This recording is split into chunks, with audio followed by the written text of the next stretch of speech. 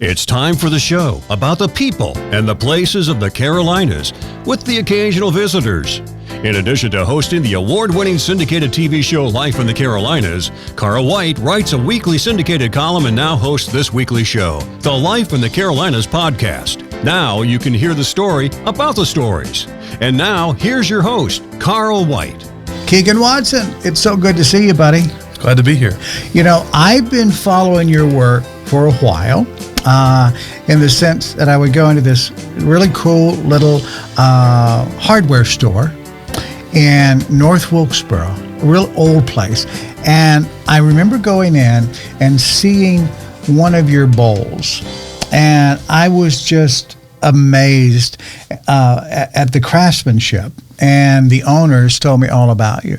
And I think that was about a year and a half, 2 years ago. Okay. And it's taken us this long to get together. I think we had tried to set up a session some months ago, and there were a little sickness, and so we decided to give it a moment, and here we are. Yeah, thank you. I'm glad to be here, and it's good to finally connect with you. Yes. Okay. So obviously people can see that you're a woodworker, but let's talk about that. How did you get into woodworking, Keegan? Growing up, I lived in a house that was always being renovated, so I was around the construction side of woodworking, which isn't fine woodworking. I don't know that woodturning's fine woodworking, but it definitely has a finer quality than rough framing. So I was always around construction and building and doing things, and I was a creative kid, so I would go out in the woods and make stuff and find twigs and branches and logs and put them together and build forts and all that. So I think some part of it's been with me from the very beginning. Now, were you picking this up from your parents or grandparents? Or? The wood turning itself, though, that came about 4 years ago, and I was working on some projects at my house. I've been restoring a 1920s era craftsman style home. Oh, wow. And coworker said, "Hey, have you ever tried wood turning?" I said, "No, I've been interested in it, but I've never tried anything." He said, "Why don't you come over and give it a shot?" He had a small lathe, invited me over, put a piece of cherry on the lathe and said, "Here's the tools, have at it."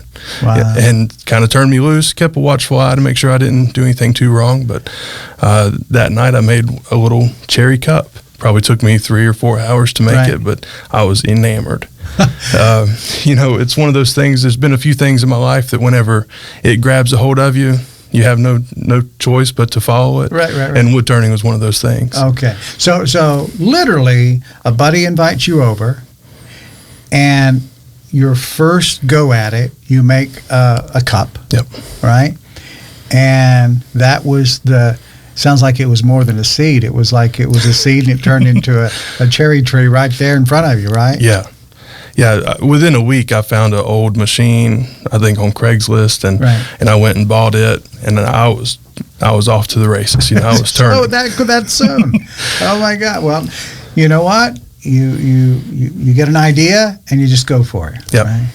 Yeah, that's how my personality is. I love that. Grab a hold of it and go. All right, so you went from this small cup.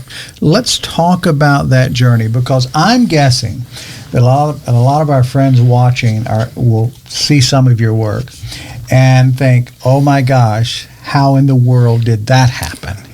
Now, I've been in many woodworking shops, so I get an idea that you're with this particular nesting set of bowls that you have, that you've certainly worked with the handiwork of nature, right? Yep. Why don't we just start by, this is maybe a little bit more advanced work, but tell us what we're looking at here. So this is a set of 6 nesting bowls. It's made out of cherry burl, this one being the largest one, and probably the most dangerous and hardest to turn, because you've got the voids, you've got bark inclusions all throughout. Right. And it's really just kind of delicate. I know, we think about wood being hard and all that, but to ensure this one stayed together, I wrapped it with like saran wrap to just give it some extra reinforcement while it's turning. But from there, I go with a coring tool, mounts to the lathe, has a curved knife set, and from that you can cut out the next blank. So this was still all solid wood. I cut it out and then go through with a bowl gouge and shape. And Wait. I got to ask you a question. Yeah. So was all of this done from one piece of wood? one solid piece, yep. So you're telling me that you made this, and then the next size was inside of this, and that was this. Right. So, and then the next size was This that one. Yep, The this next one size came out. was this one, and then the small one. Yep. All right. So, yeah, I don't know how you did that, but that's incredible.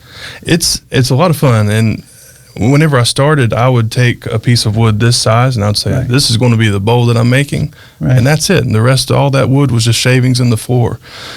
And some of this wood I work really hard to get, whether I've carried some across the field before, or it's too heavy to carry, so I flipped it end over end across the field. Right. And haul it to my house and get it in, mount it on the lathe. So I looked into this coring system, and there's commercially made systems for that. And I did it so I could save wood because it's beautiful. Okay. And So you're like, I don't want to lose any of this. Right. So this process is called coring? Mm-hmm. Okay, all right. Well, I can already tell you, we're here on the podcast with our friends today, but we're definitely going to have to take cameras to the studio one day. Yeah. Right. It's interesting, Tim. Tim, he's going to be wanting to make one of these bowls. I know I will, but Tim will. He's in a stained glass project now. Okay. And we did a story on this stained glass artist, and then Tim's like, oh, I want to do that. But Tim doesn't pick the easiest thing. He picks Right. a very complicated thing as his first one. And so this would be at a level of complication. This isn't entry level, right? no, it's a little beyond entry level, especially when you're dealing with the voids and the bark inclusions and Right. that sort of thing. Okay. All right. So it's called coring, and I'm sure people can Google that or YouTube and they can see all about how that works. Yep. Until we go to your shop and actually film it. But the principles of it are all the same. You mount a bowl on the lathe and it's held this way. Right. There's a tenon on this side that you hold with I use a four jaw scroll chucks to hold it. And this is a bowl gouge. So you come in and it just follows that contour like this as the Right. piece of wood's rotating towards you. And there's a rest that holds the tool, Right. and just the shavings will fly out. As they say, the rest is history. Yeah, You see what I did there? nice one. Okay, that's great. I still don't know how you get these little guys out of there, but okay, we'll figure that out. So, talk about this particular type of wood again. So this is cherry burl. We've got a family friend that's a logger, and he brought this one to me and said, I want to see what you can do with it. Right. Because otherwise it was destined for a fire. Okay. You know, I save a lot of pieces from the firewood pile. Is that predominantly how you get your wood? Yeah, I go after wood that's already cut down. I try not to cut trees down, Right. just to harvest them. There's so many trees that's already coming down because they're close to a house, close Right. to structures, or clearing for development. Right. You know, and with that many trees being cut down, there's no need to cut any extra ones. So you're actually going in and preserving nature. Trying to give those trees a second life. Right. I can see that because this type of a bowl, it would be something that would be treasured. I would hope so. Yeah, I would. I mean, obviously, you're not putting soup in it, so You could put apples in it, though. yeah, of course. Okay, all right. So that's the cherry burl. So that's one of your. Is this one of your favorite, or It is. Of course, the grain and the burl figure is really exceptional, and you just don't have the opportunity to work with it every day. So that's really nice. nice? So talk about some of the other woods that you use that you enjoy working with. Pretty much it's all native hardwoods. Okay. I turn a whole lot of maple just because it seems to be available. Right. But whenever I can get my hands on it, of course, cherry's always great, burl or otherwise. Walnut is a favorite of mine. It turns so good. It smells great while you're working Right. it. And and I'll turn some poplar, ash when I can get my hands on it. I'd love to turn some sycamore, but I haven't found one yet. Right. But it's just local hardwoods. Well, we certainly love wood here, as you can tell with the wood that's all about. So there's something. Talk about that. Well, when people buy your art and your utilitarian things that you make, what kind of feedback do you get? I mean, it's so natural and organic feeling. What do people say? With the cutting boards, I get a lot of folks that'll say, "Oh, I can't even use this. I'm just going to display it in my kitchen." And I appreciate that, but they're made to be used. Right. I do some purely artistic works that are made to just be viewed and admired, but for the most part, it's functional art, and I want it to be used. I want it to be treasured and handled and washed and passed down through families and generations. So, are you saying that by design you're creating heirloom bowls? I think so. And it goes back to that preservation of the tree and giving it another chance in this world. Because once it goes up in smoke, it's gone. That's right. All right, talk about that. I mean, I know a lot of artists, a lot of creative people, and there's a feeling that creative folk get when they bring something to life, right? So as you are in your shop carving, I mean, do you think about that? Do you think about what you're doing is perpetuating this particular tree? To a limited extent. For me, the joy comes in the process of making and doing it. And then I'm just glad that I have an outlet for it after the fact. Right. But that's where my personal satisfaction comes from. Selling it. Well, no, in the process of just making it. Making it first. I sell it because my wife told me not to fill our house up with wooden bowls. Right. Yeah, and then of course you can do things with that. Yeah, it definitely allows me to pursue any avenue I want to within woodworking. Well, let's talk about that. 4 years ago you started, so here we are at the beginning of 22. Let's talk about that journey and what it's been like for you. What were it doesn't sound like you had too many entry obstacles. You just kind of, you got right to it. But talk about that journey, and were there moments of where you're like, I don't know if I can do this? Yeah, that first machine that I bought is a very lightweight machine. It was called a Super Shop. It's probably made in the 50s. It's supposed to be like a multi-use tool. Right. And definitely wasn't made to do this type of turning. You know, you could make a small spindle projects if you were making a chair and that sort of thing. But when you're turning bowls, you're putting a lot of force against the tool rest. It takes a lot of torque from the motor. Right. You're exerting a lot of force against the machine, and that machine wasn't ready for that type of work, and I was trying to use it beyond what it was capable of. Right. It actually broke the tool rest off once, and have a welder, so I welded it back, and I thought, back in business. Right. And broke it again in another place, and I said, okay, it's time for a new machine. And I bought a full size, 2 horsepower lathe, and then I was really off to the races. And a friend of mine said, "No, Keegan, you can't put this." I was working in the crawl space of my house. He said, "You can't put this lathe on a dirt floor." And I happened to have it was our downstairs living room, but it was being unused. And so I put the lathe in there. My wife was at a symphony rehearsal, and she didn't know. No, I told her, I said, "Hey, I'm going to go buy a lathe today." She said, "Okay, that's fine." And I sent her a text message. I said, "I put the lathe downstairs instead of the crawl space." She said, "Okay, that's fine." But I don't think she really knew what that entailed. She had no idea what shavings everywhere was going to be like. Right. Okay. All right. And then came all the other tools that it takes. Became a bandsaw and have a grinder so I can sharpen tools and start doing that kind of work. And you say, "Well, I could use a table saw, so now I have a table saw." And all of it's downstairs? Yep. Okay. Yeah, I have a very patient wife that's very understanding. So that's how that all came to be. And once I had my shop kind of set up, everything was just going. You were on the go.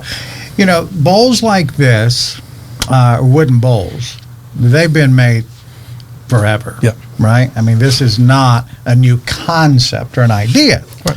So you've just talked about your evolution with equipment. Mm-hmm. Why don't we go back before the electrical equipment? I mean, what are your thoughts on that type of producing something like this? I guess that would be, what would we call it, heritage manufacturing? Yeah, there's folks that do it, and I admire them greatly for it. However, I just don't know that it's for me.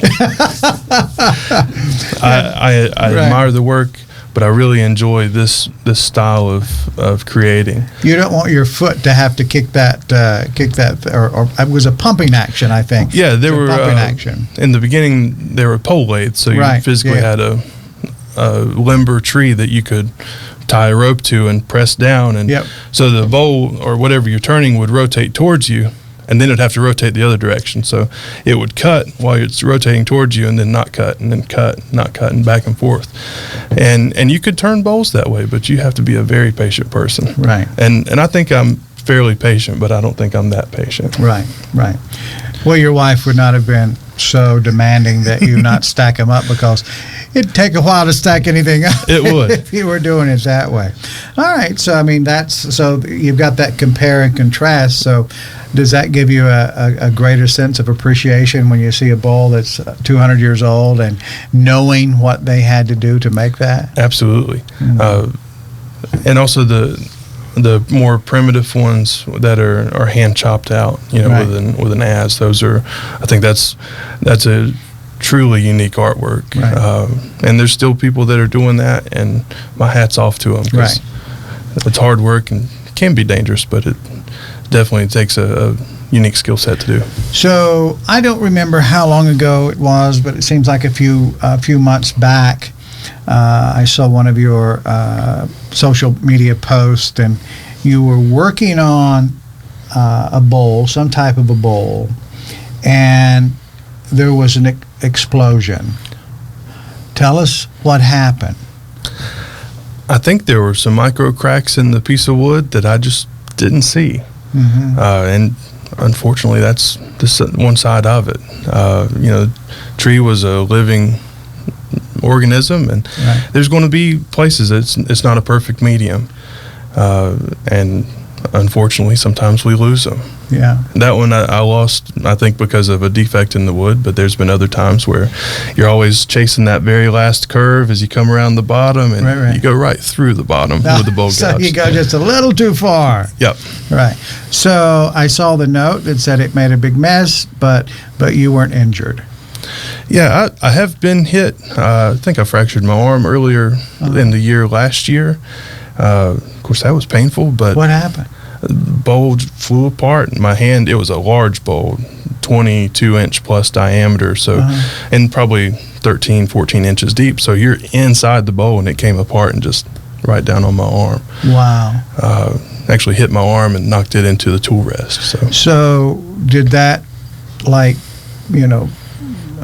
encourage you to put some more security measures in place? Did you tackle it? Did you look at that as, oh my gosh, I got to be careful, or did you just get right back to it and said, I won't make that mistake again? I studied a lot. I went back, I looked at the piece and just rotated it around, tried to figure out what was going on with it.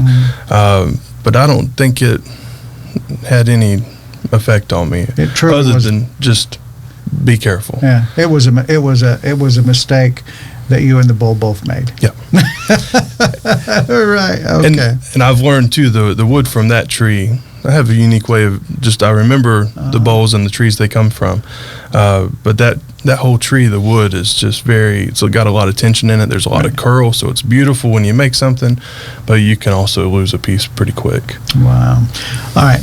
I'd like for you to share with us some stories from people that have started to collect your work. Tell me about the first time that you realized that you have collectors now? I was at the hardware store, and somebody came in, picked up a bowl and looked at it and said, "Oh, this is just beautiful." And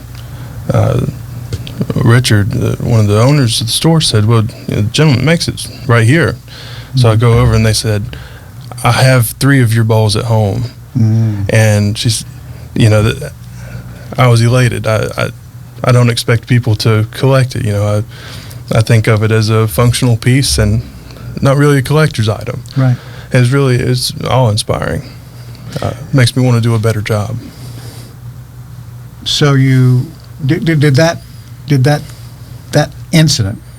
Did that put you into a more of a artistic thought process? Did you think, well, now I need to make some things that you make some bowls? That's a very large bowl over there, but you have some that I don't know how you do it, because it's just got a little hole at the top, and then it's all carved out inside.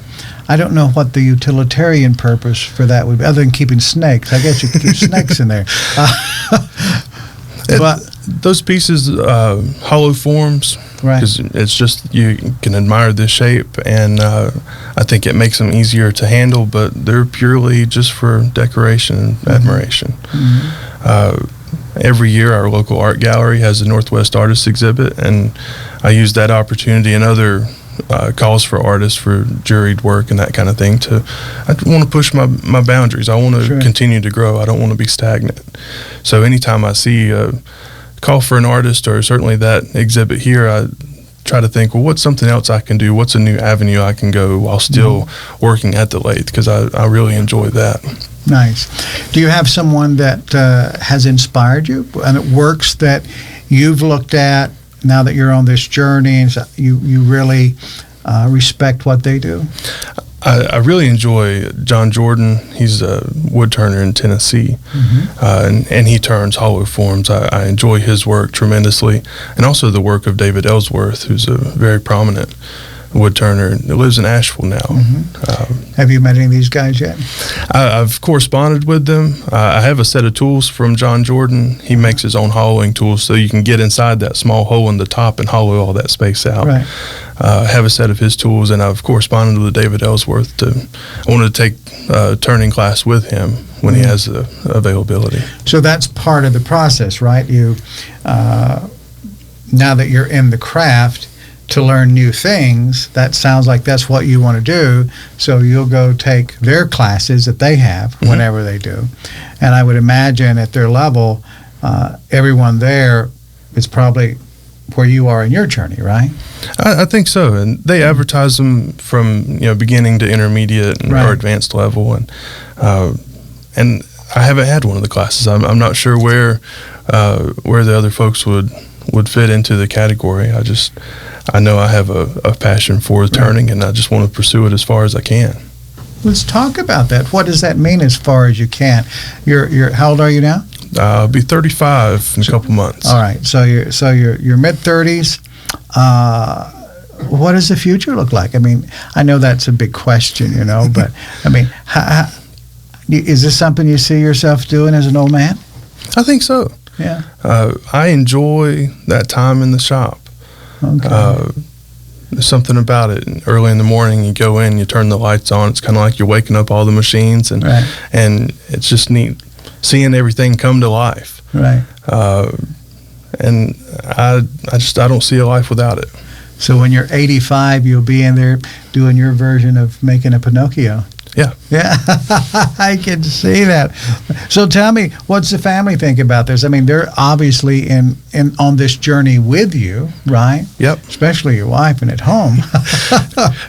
I think she ultimately supports me, but tries not to encourage it, because I will take it over. I'll take over the house. I've already taken over a part of the carport in our dining room, and she doesn't want me to lay claim to any more territory in the house. Now wait. So you had the downstairs living room, right? You started under the house. Yep. And I'm just working my way up. And now Now you've got the downstairs living room. And as you say, you've taken over part of the kitchen? Or the dining room. The dining room. Yeah. Well, I've got it. My shop's the downstairs living room. There's a bedroom downstairs where my office space is. Right. And then I've got have a small lathe I use for demonstrations and another room downstairs. And she's pretty much said the whole downstairs is yours other than the washer and dryer, Right. Which we have to share. Right. And now I've also taken over the dining room upstairs.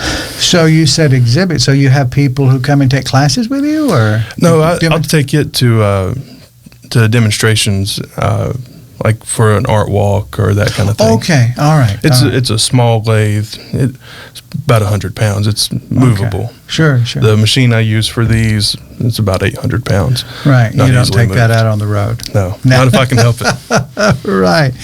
So the bowls are great. Let's talk about, maybe you can put that in there, and let's talk about something that I purchased and included in our gift giving list this year, and that's this guy here, right? Yeah. So very utilitarian. You said some people have them and don't want to use them. I definitely use mine. So talk about this and what its appeal has been and what the demand is. The cutting boards really have been surprising to me. I started out making a few just to kind of dip my toe in the waters. I have 3 different retail partners that I work with, and I just trying to give more offerings there to help fund the wood turning habit, really. Right. And made a few cutting boards, sold a few cutting boards, made a few more, and it just kept growing from there. Last year I made over 200 cutting boards. Right. And all this, I use some exotic woods, but primarily it's, again, native hardwoods, maple, cherry, and walnut, kind of the 3 that I stick with the most.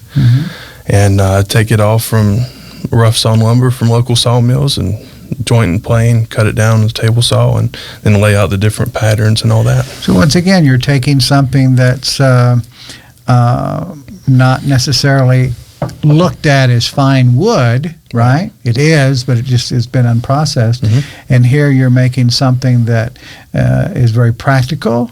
Yep. And is definitely a nod to the past, isn't it? I think so. And to me, it helps warm up a kitchen. I think a lot of times, especially with today's trends with the really bright whites, with the subway tiles and all that, you need something to warm the space up, and nothing warms a space up like a piece of wood. Yeah. And I think a cutting board's great. I've made butcher block countertops for folks for new construction and that sort of thing, and it's just it's warm, it's beautiful, and it's useful. I keep a walnut cutting board and a maple cutting board in my kitchen, right, for all my cooking. Now, so for yours, I see what you've made for other people, but is yours? Does it blend the wood? So when you said, the maple and what were the 2? What's your favorite of these woods? What's your favorite? I love walnut. Okay. I like the way it looks. It's an enjoyable wood to work with. Right. It works really well. And it just kind of has that wow factor to it. Yeah, and sure does. So I have both a solid walnut and a solid maple cutting board in my own kitchen. So yours, you have a dark one and then a lighter one. Yep. Yeah, I think there's something just uniquely beautiful about the dark richness of this wood. It's pretty darn special, I think. Yep. So, yeah, that's a good thing. We may have to make. Well, I like this oak, but that would be pretty cool, wouldn't it? We could make one of. Well, anyway, we'll talk about that later. Yeah. Right. Okay. So, what do you think the future is going? We talked about you growing old doing this, but what about? You talked about classes. Is this something that has someone approached you yet and said, "Would you teach me how to do this, Keegan?" Yeah, I've had a few people.